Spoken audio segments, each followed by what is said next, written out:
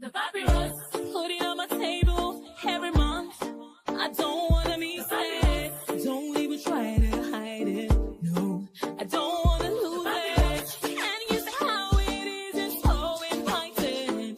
The papyrus, we're all so alive. The papyrus. We bring you the Papyrus TV Nigeria News Digest. You're welcome. The headlines: Niger governor orders low-key Eid, cancels Durbar over Mokwa flood tragedy. NYSC sanctions 41 core members in Bayelsa, praises for outstanding graduates. Wake up or step down, Idoma publisher slams Senator Abamoro over Zone C killings. Education minister warns illegal satellite campuses to face sanctions. Don't lose hope in Nigeria, NYSC DG encourages outgoing core members. FG begins payment of NYSC arrears as 77,000 naira stipend takes effect. Presidency defends Tinubu's midterm record, hits back at Afenifere criticism. Fubara meets Tinubu in Lagos amid River State suspension standoff. Now the details. Governor Umaru Bago of Niger State has directed that the upcoming Eid al-Kabir celebrations across the state be observed in a subdued manner, cancelling all traditional Salah festivities such as the Hawan Bariki and Durbar. The decision comes in the wake of a devastating flood in Mokwa and surrounding communities, which has claimed lives and displaced residents. Announcing the directive, Secretary to the State Government Alhaji Abubakar Usman said the state government chose to tone down the festivities out of respect for the victims and to designate the period as one of mourning, prayer and reflection. The SSG described the flood as one of the worst in decades, with widespread destruction of homes and livelihoods. In another development, in Bayelsa State, 41 core members of the 2024 Batch B Stream 1 have faced sanctions by the National Youth Service Corps (NYSC) for misconduct. 14 had their service extended, while 27 were demobilized for absconding or failing to complete their national duty. However, 4 outstanding members received letters of recommendation from the state coordinator for exemplary service.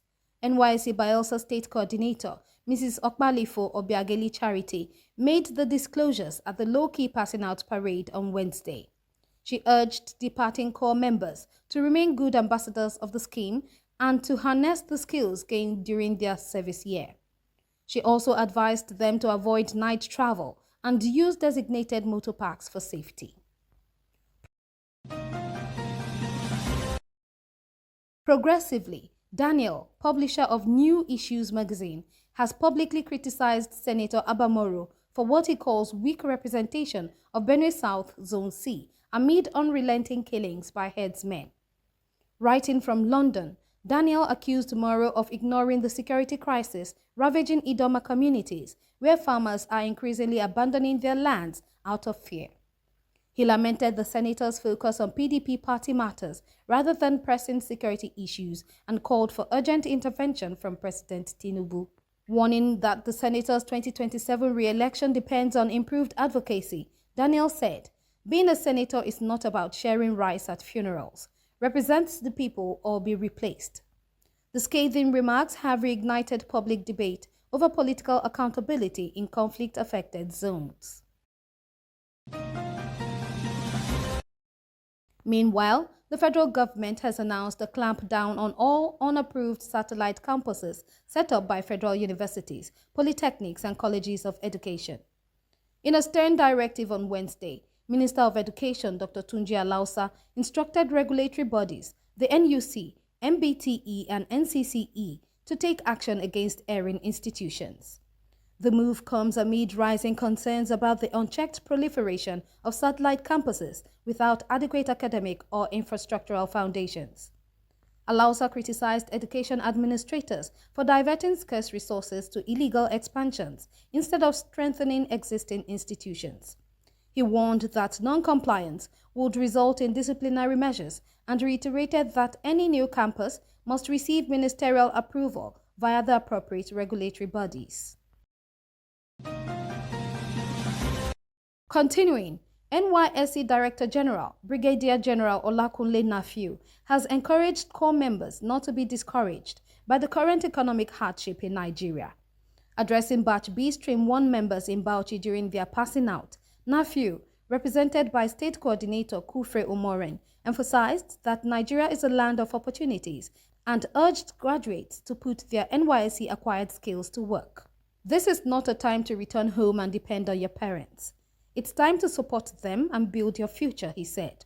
A total of 1,054 core members, 584 males, and 467 females received discharge certificates in Bauchi.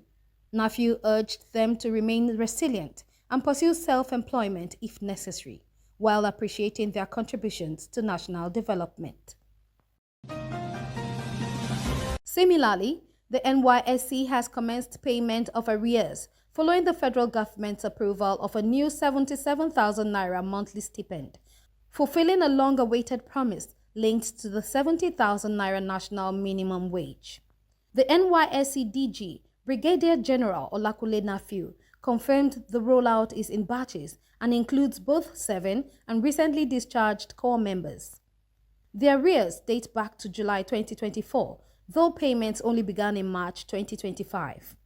The move comes after months of protest by core members who continued receiving 33,000 naira despite the new rates approval. The NYSC said it has all necessary bank records and is committed to settling all owed payments. Minister of Youth Development Ayodele Olawande blamed the delay on administrative hurdles but assured that disbursements are ongoing. Furthermore, the presidency on Monday, June 2nd, issued a pointed rebuttal to critical remarks by a faction of the Pan-Yoruba group Afenifere, accusing it of ignoring major reforms and economic gains achieved under President Bola Tinubu's administration. Presidential aide Sunday Dare highlighted the removal of petrol subsidies, exchange rate unification, and rising foreign reserves among the administration's accomplishments. He noted the naira has stabilized, with inflation dropping to 23.71% in April 2025. Social interventions, such as the 70,000 naira minimum wage proposal, youth entrepreneurship grants, and the student loan scheme, were also cited. Dare condemned critics for offering no viable alternatives and defended the government's anti-corruption record, referencing EFCC convictions and major asset recoveries. He stressed that under Tinubu, Nigeria is turning a corner. Conclusively, suspended Rivers State Governor Siminalayi Fubara met with President Bola Tinubu in Lagos on Tuesday, June 3rd, signaling possible federal re-engagement in the protracted crisis rocking the state.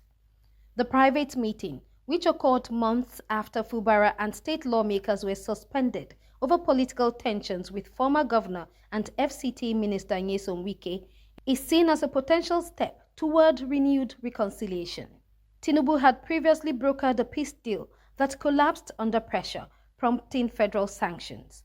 Although no official statement has emerged, insiders suggest the meeting may reshape the federal government's approach to Rivers' political paralysis.